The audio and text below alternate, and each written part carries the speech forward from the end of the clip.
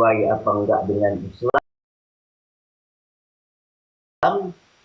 ya setidaknya kita kan eh, apa ya mulai merunut gitu. Sebab sejarah tasawuf ini kan panjang. Dari sejak awal kalau kita lihat ya sejak awal abad ya setelah Rasulullah meninggal sejak awal abad pertama itu udah ada gitu. Bukan udah ada ya. Eh, Sejak awal abad pertama itu kata pengikut-pengikut tasawuf gitu. Nah, itu sudah ada sejak awal abad pertama gitu. Nah, sekarang saya coba atau gini aja ya, supaya kita punya pemahaman yang komprehensif, coba coba saya mulai urut gitu ya. Boleh nggak nih? Mulai urut gitu. Silakan Guru. Nah, misalnya pertanyaannya mungkin kalau gitu kapan sih dan dari mana sih istilah tasawuf ini gitu? Kok sekarang kita muncul gitu kan? Nah, ini kalau kita lihat tasawuf, pengetahuan saya lah ya, tasawuf itu kalau kita lihat dari bahasa Arab ini kan tasawwufan misalnya kan, kita cari kata itu, kata tasawuf itu ya itu kan merujuk pada makna apa ya, eh, banyak bulu-bulu yang banyak gitu. Nah mungkin kalau kita lihat kebiasaan yang katanya sufi itu kan dia suka duduk di bulu apa ya, bulu domba, bulu apa kan. Ya duduk mungkin waktu itu nggak ada karpet kali kan. Nah kalau Ustadz Syarif kan sekarang kalau mau jadi sufi kan tinggal cari karpet yang banyak bulunya aja. Nah, nah dari sini gitu. Tapi kalau kita lihat di dalam apa di dalam literatur gitu, kalau kita lihat di literatur banyak pendapat gitu, banyak pendapat tentang hal-hal apa yang mengacu pada asal kata makna ini gitu. Misalnya maknanya dari kata suf katanya kan.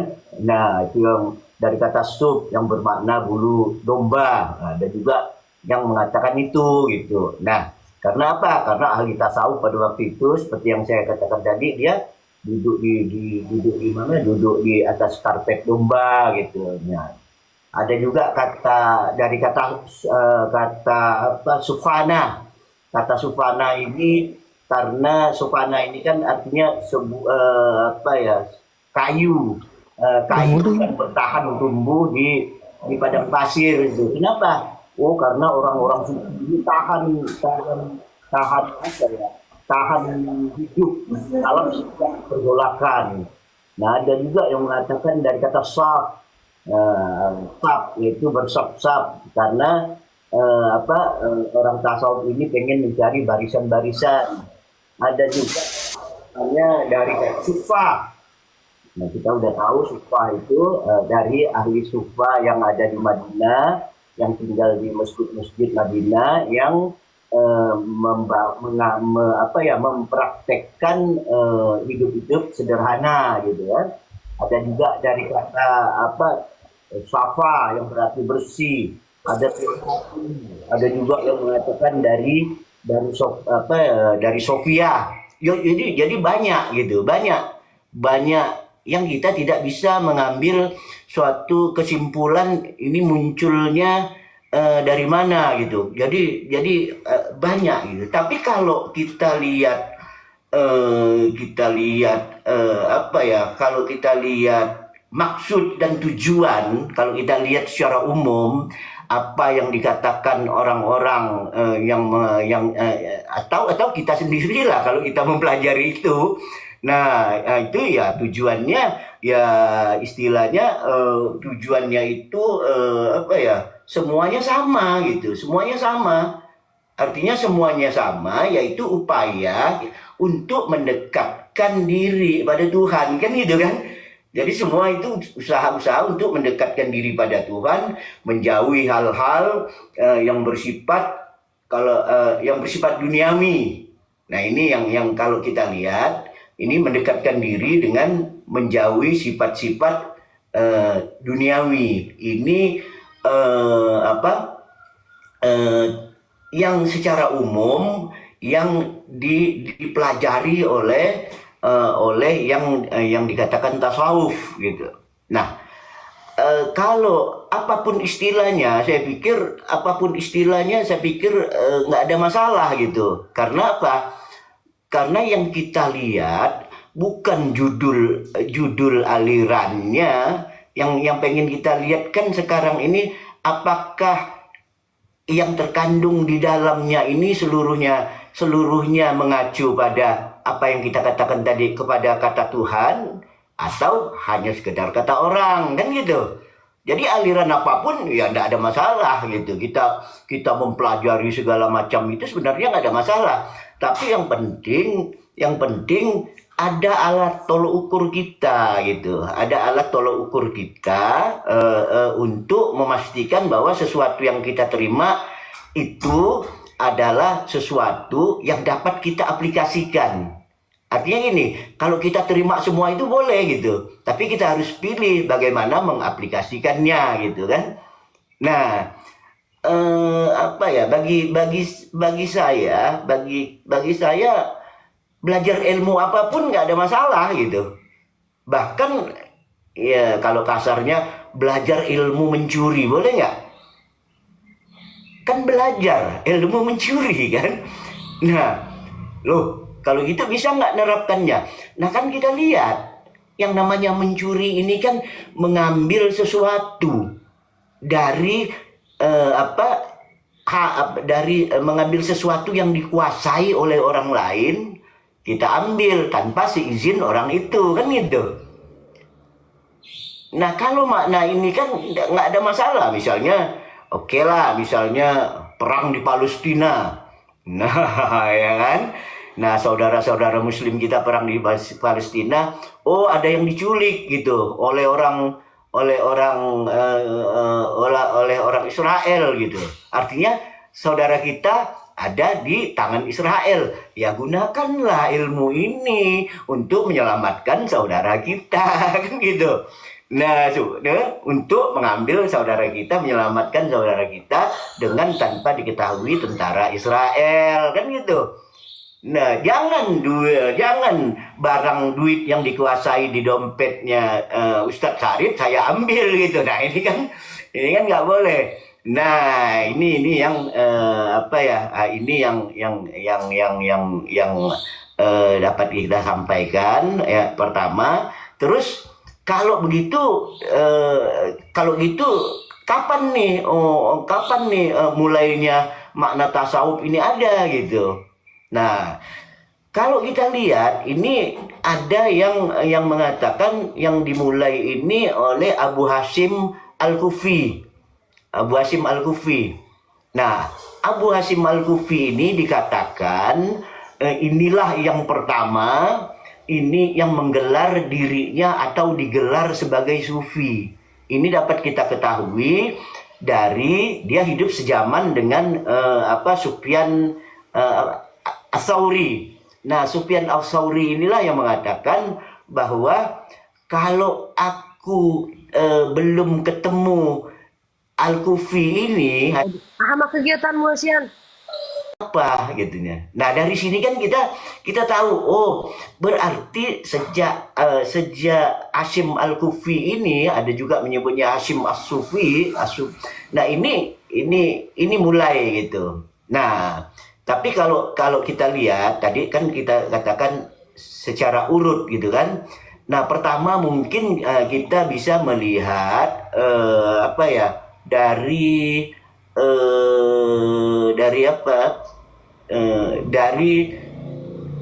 sosok-sosok dulu ya.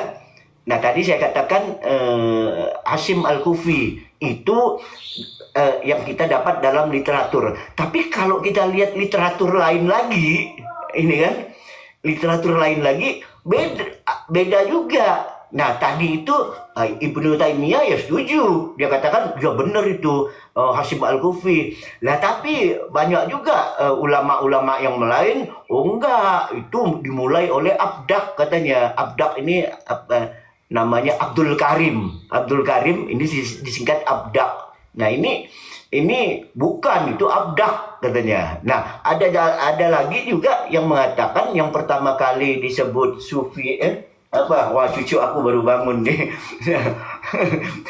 Jadi ada juga yang menyebut yang apa kelompok apa yang menyebut sufi ini kelompok dari Jabir bin Hayyan. Jadi banyak gitu. Nah, mau tidak mau, kalau tadi dikatakan gimana nih sufi ini apa tasawuf ini dengan sesuai nggak dengan ini? Ya kita harus urut lah. Sebab sekarang kalau kita lihat, kalau kita belajar tasawuf banyak kita belajar misalnya belajar belajar wara, belajar khauf, belajar ya segala macam lah gitu. Nah ini yang mungkin ini yang disampaikan. Artinya mungkin kita harus mempelajari dulu urutan daripada sosok perkembangan sampai mungkin sampai sekarang sampai di abad modern ini gitu. Saya kira gitu. Baik, Guru Iswan, mungkin kan ada beberapa klaim orang gitu kan yang mengatakan bahwasannya tasawuf itu sudah mulai dari zaman Nabi gitu. Nah ini menurut Pak Iswan bagaimana nih? Orang yang mengatakan tasawuf sudah dimulai dari zaman Nabi. Tadi kan saya katakan tahu semua. Di dalam hadis-hadis kalau kita lihat Nabi nggak pernah berbicara tentang apa yang namanya tasawuf itu kan. Nah kalau dikatakan sejak dari zaman Nabi, mungkin di dalam ajaran tasawuf ini kan ada istilah-istilah, ya kan? Ya ada istilah-istilah ajaran-ajarannya, misalnya zuhud, ya kan? Ada juga wara, khauf, raja. Nah takut, harapan, ini kan. Nah, kalau yang dimaksud secara umum istilah-istilah yang awal ini, ya ini zaman Rasulullah ya sudah ada. Bahkan sebelum Rasulullah itu ajaran-ajaran tentang hidup-hidup seperti itu dari yang sederhana yang paling ekstrim itu ada gitu. Nah, untuk menjawab apakah sejak zaman Rasulullah ada ini, mungkin kita lihat di sini kita bisa mulai menelusuri dulu ketika para sahabat ketika Rasulullah meninggal, para sahabat masih ada. Ini kan ada seorang yang hidup di zaman sahabat itu yang namanya Hasan Basri. Ya, kita tahu kan Hasan Basri. Nah, Hasan Basri ini dia kan lahir di kira-kira tahun 20-an Hijrah lah. 20-an Hijrah, jadi berarti 10 tahun 15 tahun Rasulullah meninggal, beliau ini lahir. Nah, Hasan Basri ini kecilnya pernah menyusu juga dengan istri Rasulullah, yaitu Ummu Salamah. Nah, Hasan Basri ini lahir di Madinah, tapi setelah itu kita tahu dia menetap di Irak. Nah, nanti kita lihat bahwa semua ahli tasawuf yang kita katakan tasawuf ini rata-rata ada di Irak, di Basra, di Baghdad, gitu kan. Nah, Hasan al-Basri ini dia masa mudanya dia bahkan banyak berguru dengan para sahabat. Utsman bin Affan, Ali bin Abi Thalib, ini berguru, dan beliau juga mengajar di katakanlah di pengajiannya begitu. Nah, salah satu murid beliau ini yang kita kenal dengan Atta bin Wasil. Itu kan tahu kita Atta bin Wasil, siapa itu? Atta bin Wasil itu pendiri Mu'tazilah, Bro. Kenapa? Pendirinya Mu'tazilah. Nah, Atta bin Wasil itu pendirinya Mu'tazilah. Kenapa dikatakan itu pendiri Mu'tazilah? Sebenarnya masalahnya sepele kalau kita zaman sekarang ini. Nah, Hasan Basri ini kan sedang mengajar tentang mana dosa-dosa yang dilakukan oleh manusia. Ada dosa besar, ada dosa kecil. Nah, masalah dosa besar ini beliau berselisih pendapat dengan gurunya gitu. apakah dia orang mukmin atau enggak gitu. Nah, Hasan Basri mengatakan, ya kalau dosa besar, kalau dia masih mengucap syahadat, ya dia tetap seorang mukmin karena yang dilakukan dosa ya itu dosa besar tapi bukan syirik katanya kan. Nah, ini tapi Atta bin Wasil ini mengatakan enggak. Kalau itu katanya itu sebenarnya dia bukan muslim, bukan juga maaf ini di dalam Islam ada istilah kafir. Nah, mungkin juga itu dia antara itu katanya ngotot. Kalau kita kan lihat dia kan sederhana sebenarnya kan. Nah, ngotot. Nah, sejak itu dia kabur, dia meninggalkan majelis, dia nggak mau ikut gitu kan, nggak mau ikut. Nah, mendirikanlah yang namanya Mu'tazilah. Ini Mu'tazilah sebenarnya dari kata mu'taqilah itu ya, memisahkan diri gitu kan. Nah, maka itu dianggap pendiri kaum daripada kaum Mu'tazilah gitu. Nah, Hasan Basri ini mengembangkan konsep bagaimana untuk mendekatkan diri dengan konsep zuhud. Nah, konsep zuhud ini di dalam konsep zuhud ini yang baru dikembangkanlah ada dua konsep yang namanya khauf dan raja. Nah, ini terkenal ini. Ini terkenal. Ya, jadi zuhud ini meninggalkan ya kita tahu lah ya, zuhud meninggalkan kenikmatan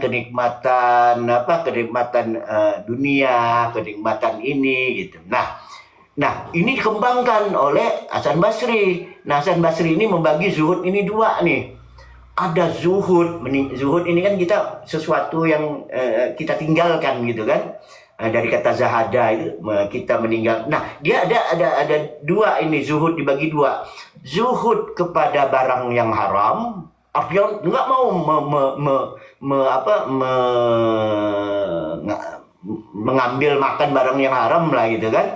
Nah, yang paling hebat yang dikembangkan Hasan Basri ini zuhud barang yang halal. Nah, dengan ini dia makan sedikit, tidur sedikit,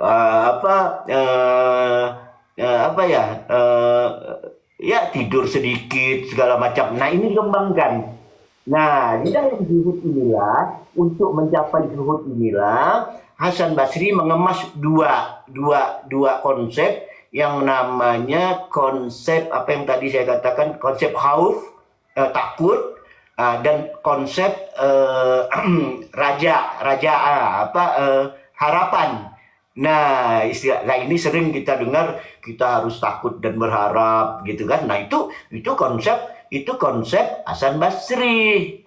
Nah, artinya inilah yang dilakukan oleh Hasan Basri gitu. Nah, bahkan Hasan Basri katanya memutuskan pada waktu itu dia nggak mau menikah gitu. Nah, tapi nggak mau menikah ini kalau saya lihat, kalau kita lihat di literatur ini aneh juga. Apakah patah hati atau enggak gitu? Kenapa saya katakan patah hati? Sebab Hasan Basri ini kan katanya pernah melamar Rabi'ah kan? Nah, pernah melamar Rabi'ah gitu. Rabi'ah, tapi ditolak Rabi'ah gitu. Nah, nggak tahu juga. Tapi yang jelas, beliau sampai akhir hayatnya, itu beliau ini tidak menikah. Nah, inilah yang dilaksanakan oleh ajaran Hasan Basri. Artinya apa? Kalau kita berbicara sejak itu udah ada belum, yang ada pada waktu itu hanya beberapa konsep yang dikembangkan oleh Hasan Basri, yaitu konsep zuhud, yang di dalam zuhud itu ada khauf, ada raja. Ini yang dijelaskan, yang diajarkan oleh Hasan Basri gitu. Nah, ini yang diajarkan oleh generasi sesudahnya sampai kita. Nah, kita kan sering belajar, kalau belajar tasawuf segala macam, istilah ini kan sering kita sebut. Awas. Nah, sering kita sebut ini kan zuhud gitu kan. Zuhud. Nah, ini sering kita kita pelajari zuhud. Bahkan ada yang nggak mau makan, makan segala macam. Nah kalau tadi Ustadz Syarif nanyakan apakah sesuai Islam apa enggak. Nah sampai di sini ya kalau masalah konsep ini ya sesuai aja gitu. Artinya kita harus takut kepada Allah, takut melakukan dosa-dosa.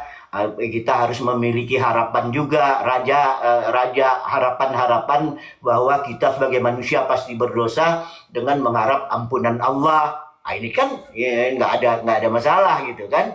Nah, dan Al-Quran juga nggak ada masalah. Ini barang-barang halal. Makanya kita makan minum ya kan. Kulu washrabu wala tusrifu. Nah, makan minum aja, tapi jangan berlebihan gitu kan.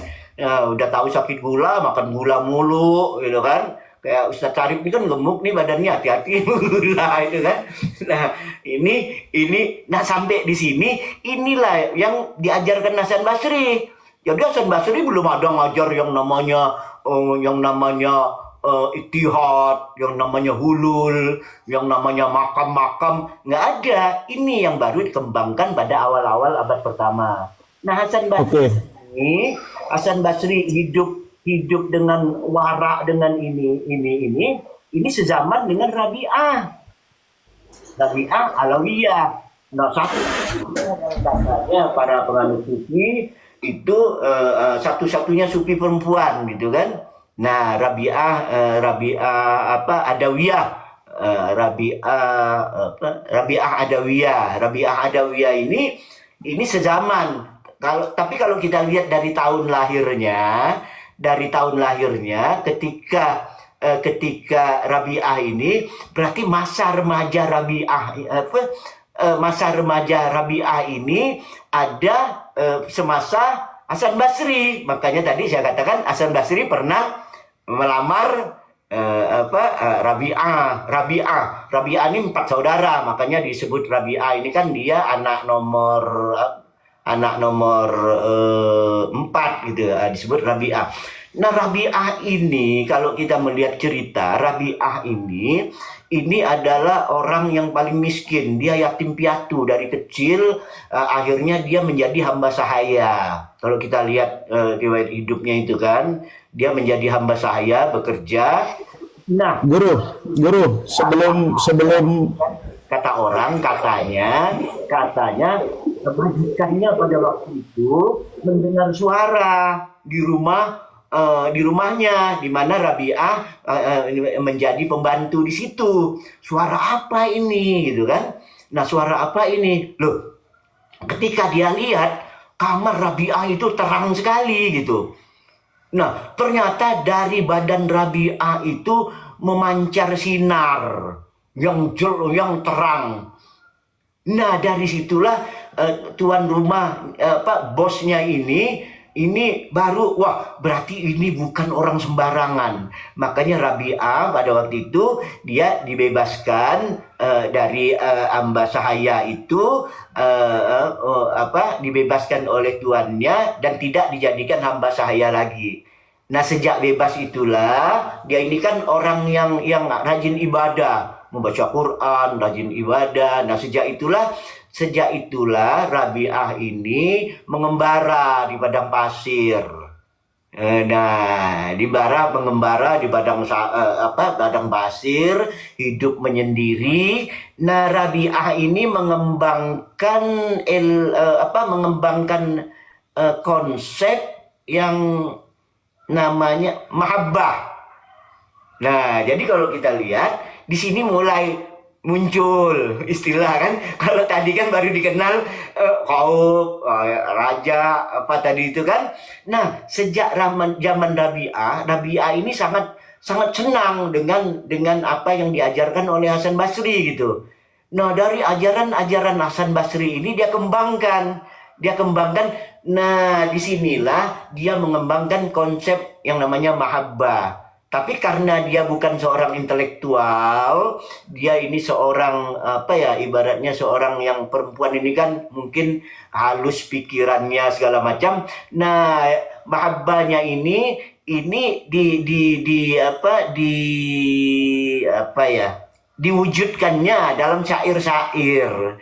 Nah, diwujudkan dalam syair-syair. Nah, inilah kita mendengar kalau kita membaca literatur-literatur, banyak syair-syair Rabi'ah Adawiyah ini tentang apa ya, tentang cinta gitu kan, tentang cinta. Salah satu dulu aku dulu waktu sekolah SMA, nah salah satu syair Rabita Adawiyah ini sering buat aku tulis gitu, buat yang kita taksir gitu kan, zaman SMA itu kan. Nah, syair-syairnya gini kita salin nih. Aku mencintaimu dengan dua macam cinta. Itu syair-syair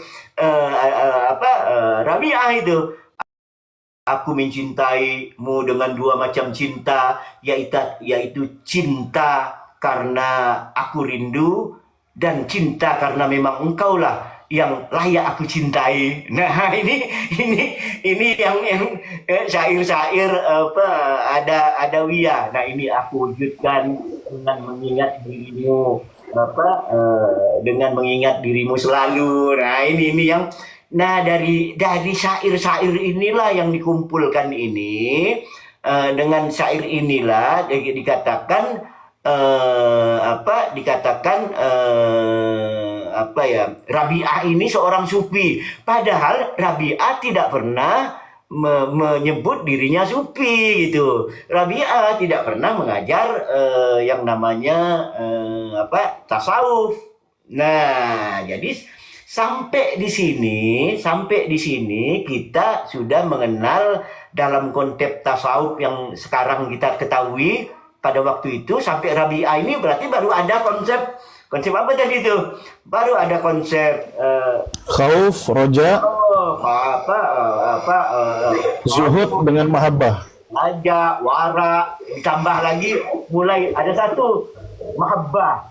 Nah, mahabbah ini mahabbah inilah yang dikembangkan oleh Rabi'ah. Tapi mahabbah bukan seperti cinta yang dikembangkannya Romeo dan Juliet. Bukan seperti Zulaikha sama, enggak, mahabbah kepada Allah semuanya. Mahabbah kepada Allah tadi dikatakan kan ada, dia mengembangkan ada dua ini, cinta kepada sesuatu yang dia tetap mengatakan cinta ini, dia tetap mencintai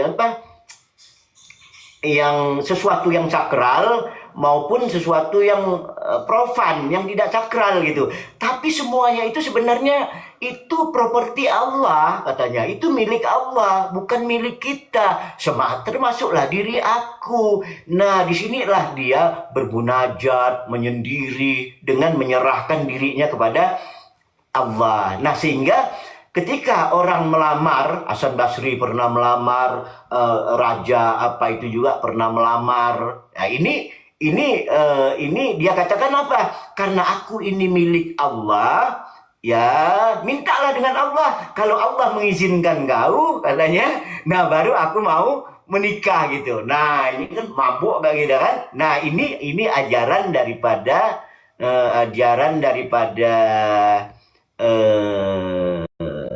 siapa tadi? Rabi'ah.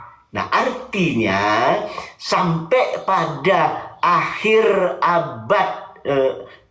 abad pertama nggak ada yang namanya tasawuf, nggak ada yang namanya sufi, apalagi di zaman Rasulullah. Yang ada ini konsep-konsep yang tadi kita katakan ini, konsep-konsep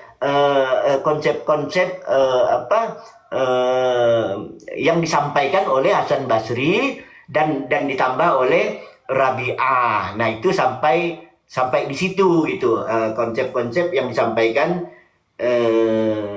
dua orang ini gitu. Nah, terus kalau kita lihat juga setelah akhir abad pertama lahir seorang yang namanya Ibrahim bin Adam. Nah, Ibrahim bin Adam ini dia kalau kita lihat tahun kelahirannya, kalau tadi Rabi'ah masih ketemu dengan siapa? Hasan Basri. Nah, Ibrahim bin Adam ini dia nggak ketemu dengan Hasan Basri, tapi dia hidup sezaman dengan Rabi'ah gitu. Nah, Ibrahim bin Adam ini juga kan mengembangkan apa yang dikembangkan oleh Hasan Basri tadi, dikembangkan oleh Rabi'ah tadi, tapi lebih enak aja lu bisa minum ya, gue minum dulu. Merokok boleh nggak ya? Nah ini dikembangkan oleh Ibrahim bin Adam, tapi lebih ekstrim lagi. Tadi kan ini kalau kita lihat dia semakin ekstrim gitu perkembangannya gitu. Nah Ibrahim bin Adam ini ajarannya apa? Kalau tadi cuma coba mengurangi, cuma apa? Nah ini dia enggak. Ibrahim bin Adam ini kan apa ya? Dia ini sebenarnya dia anak raja. Ibrahim bin Adam ini sebenarnya dia anak raja gitu. Dia suka berburu gitu. Nah pada waktu berburu dia kaget gitu. Dia kaget. Kalau kita lihat riwayatnya nih, sebelum berburu dia ini rajin ibadah gitu. Nah sebelum berburu di istananya yang megah itu dia tidur gitu. Ini menurut cerita di literatur kan. Nah, dia tidur. Kok ada suara ribut di atas gitu. Ya kan? Dia bentak, siapa lu? Ya kan anak raja nih kan. Siapa lu? Aku kan temen kamu katanya. Nah, temen kamu, ya kan? Nah, siapa? Ngapain di atas? Ada unta aku hilang katanya. Entah kemana unta aku ini, makanya aku nyari. La ilaha illallah katanya. Unta kau hilang ngapain nyari di atas atap, di atas kamar aku gitu. Tak mungkin kau bisa ketemu nyari unta di atas istana. Nah, aku kan teman, sama kayak lu katanya. Kenapa?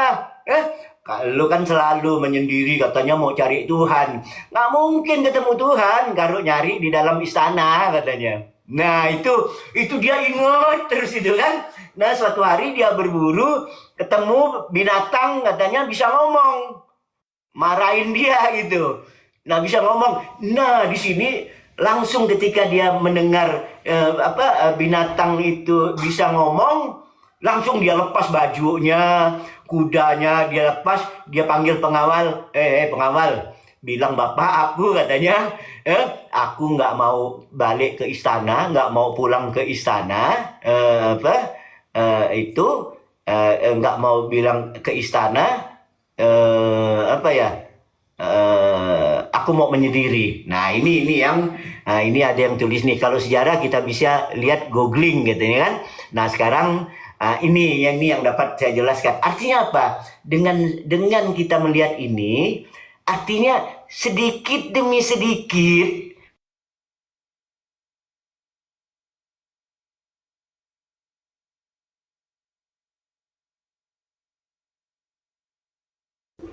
Tuhan dan manusia. Nah itu mungkin yang dapat saya sampaikan. Artinya tasawuf yang kita kenal sekarang bukan tiba-tiba muncul seperti ajaran sekarang. Dia mulai sedikit demi sedikit. Nah itu. Baik Guru, berarti bisa kita katakan sejak zaman Hasan Al-Basri ini ajaran-ajaran tasawuf sudah mulai muncul dan berkembang gitu ya. Walaupun istilah tasawuf sendiri belum ada sebetulnya gitu ya. Istilah tasawuf sendiri belum ada gitu. Nah, saya tertarik dengan konsep zuhud tadi Guru. Tertarik dengan konsep zuhud. Ini kan sebetulnya follower saya ini pengen tahu gitu ya, bagaimana verifikasi ajaran-ajaran itu dengan ajaran Al-Qur'an. Biar mereka dapat dengan tegas membedakan mana ajaran yang sejalan, mana yang tidak gitu.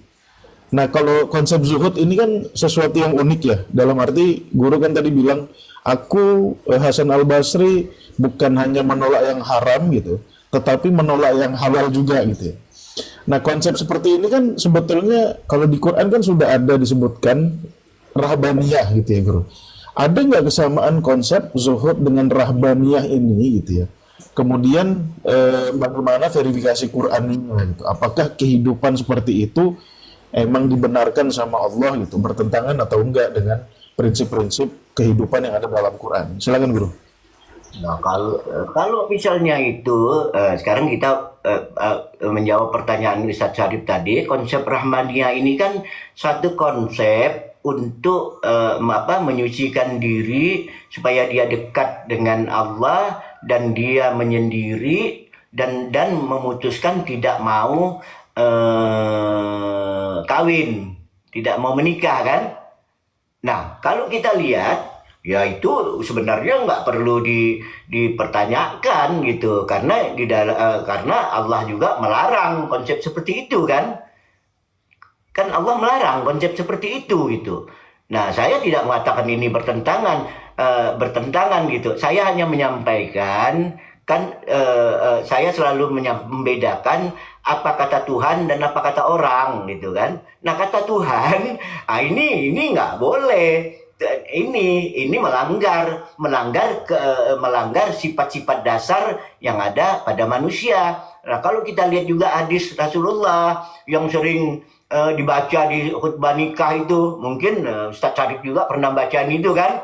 Nah, menikah ini sebenarnya sunnati, ya kan? Kalau nggak mau itu laisa minni katanya. Bukan kalau kita.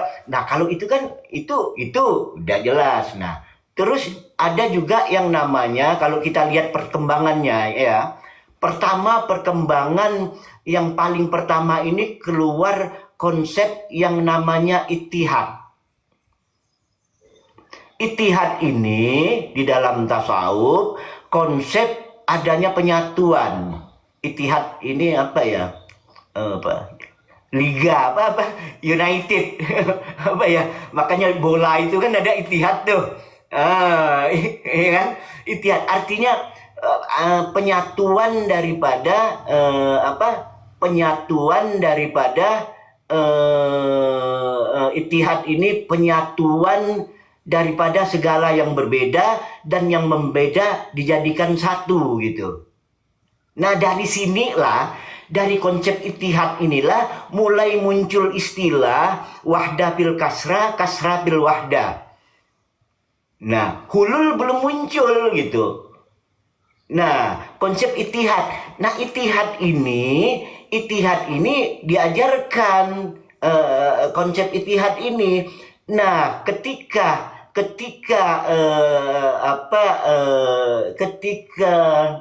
siapa itu Junaid Al-Junaid. Nah, Al-Junaid mengatakan bahwa dia mengikuti konsep ittihad itu gitu. Tapi yang dimaksudnya ittihad ini bukan menjadi satu, hilang kesadaran, tapi ittihad ini justru bagaimana kita melaksanakan sesuatu sehingga kesadaran kita semakin timbul, kesadaran tentang Allah, kesadaran tentang alam semesta. Nah, ini Junaid Al-Baghdadi ini siapa ini yang nulis ini? Nah, Junaid Al-Baghdadi ini. Nah, Junaid ini ngajar. Tapi Junaid ini dia katakan harus seimbang antara pemikiran spiritual dengan logika. Ya kan? Yang kedua, jangan melanggar konsep-konsep Al-Qur'an. Ini kata Junaid, bukan ya kan? Nah, yang ketiga kita harus, Junaid mengutip yang lalu-lalu nih, hidup kita harus harus tapi dengan batasan-batasan, bukan dengan secara ekstrim, ya kan? Nah, ini yang dikembangkan oleh Al-Junaid, ya kan? Nah, Al-Junaid ini punya murid yang namanya Al-Halaj. Nah, Al-Halaj belajar dengan Junaid, ya kan? Belajar dengan Junaid, itu akhirnya Al-Halaj mengembangkan ilmu yang namanya Wahdatul Wujud. Nah, disinilah dikembangkan ilmu ilmu apa eh, hulul. Nah, menyatunya kita dengan Tuhan gitu. Nah, ini hulul gitu. Nah, jadi inilah yang kita kenal sekarang gitu. Nah, sekarang pertanyaannya, apakah apakah bertentangan atau tidak? Atau kita cek aja nih. Mungkin yang tadi yang katakannya kan apa eh, yang tadi dikatakan apa? Kita lihat ajarannya ya, ajarannya. Misalnya di dalam hulul. Nah, di dalam hulul ini konsep manifestasi yang diajarkan oleh Mansur Al-Halaj, manifestasi, tajalli, ya kan? Sebelumnya tidak pernah dikenal dengan istilah tajalli. Nah, mulai Abu Mansur Al-Halaj ini muncul istilah tajalli. Tajalli itu apa? Uh, uh, Tuhan termanifestasikan. Nah, di sini Al-Halaj menentukan ada 7 tingkatan. Bahwa yang pertama, ini kalau kita lihat ya, martabat, disebut martabat. Dia sebut sebagai orang sekarang kita kalau belajar tasawuf disebut dengan martabat 7 tentang eksistensi. Nah, sekarang kita lihat apakah sesuai dengan Al-Quran atau tidak gitu. Nah, pemikiran Al-Halaj mengatakan pertama sebenarnya yang ada itu alam yang namanya ahadiyah. Yang di situ yang ada hanya Allah. Kalau kita lihat Allah pun katanya nggak menyadari dirinya ada gitu. Nah, gitu kan? Nah, ini. Nah, ketika dia mengibaratkan itu, ketika ibaratnya kayak kita tidur gitu. Kayak kita tidur, kita kan nggak sadar diri kita ada. Nah, beliau itu martabat yang pertama. Martabat yang kedua, ini namanya martabat wahdah.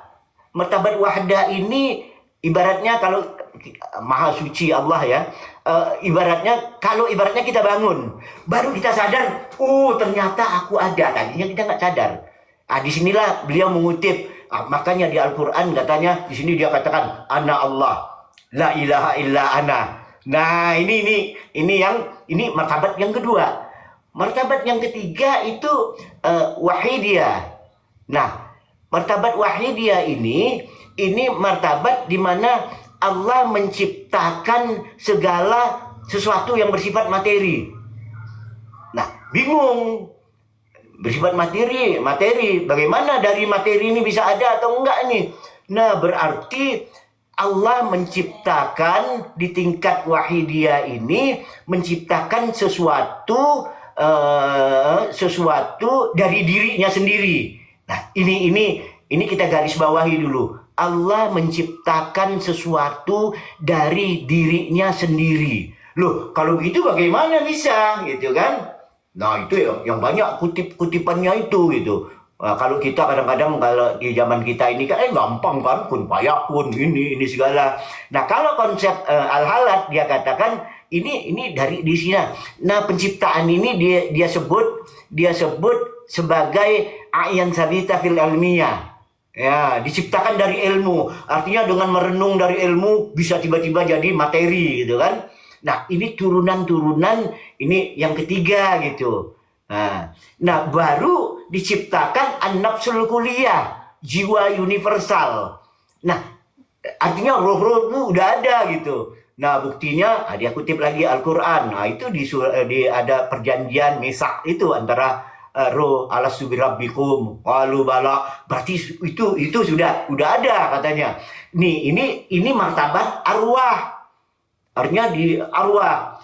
Nah, terus martabat misal, alam rahim, alam apa itu namanya martabat misal. Ini udah martabat yang kelima. Dari misal ini lahirlah misalnya orang ini ajsam, martabat ajsam, jisim, berbentuk barang, benda. benda. Nah, benda-benda inilah nanti berupa kita dikasihkan roh oleh Allah. Nah, ketika kita menyadari kita sebagai yang diberikan Allah roh segala macam ini, maka jadilah kita insan yang namanya insan kamil. Jadi ajaran